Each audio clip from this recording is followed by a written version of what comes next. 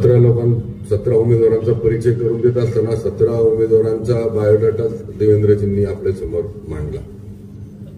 त्यांची सगळी माहिती आपल्या समोर मांडली. नगराध्यक्षताईंची सुद्धा माहिती मांडली. त्यांनी आपापलं मत मांडलं. मतदान करण्याचं आव्हानही केलं. देवेंद्रजी म्हणजे शहा, आमच्या तोंडात देवेंद्रजी फडणवीस सारखे असतात.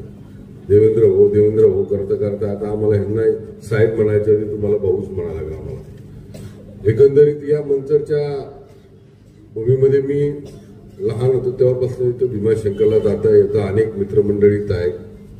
मंचरची जडणघडण असताना म्हणजे स्वर्गीय खासदार किसनराव बानखिलेंपासून तर आतापर्यंत मी या मंचर शहरामध्ये बराच वेळा आलेला आहे.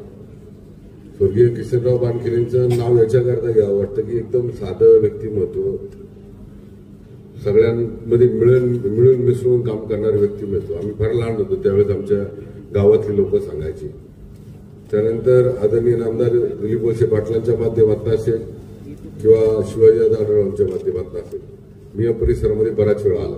माझे अनेक मित्र या परिसरामध्ये वेगवेगळ्या पक्षात पण आहे, वेगवेगळ्या विचारधारेत पण आहे.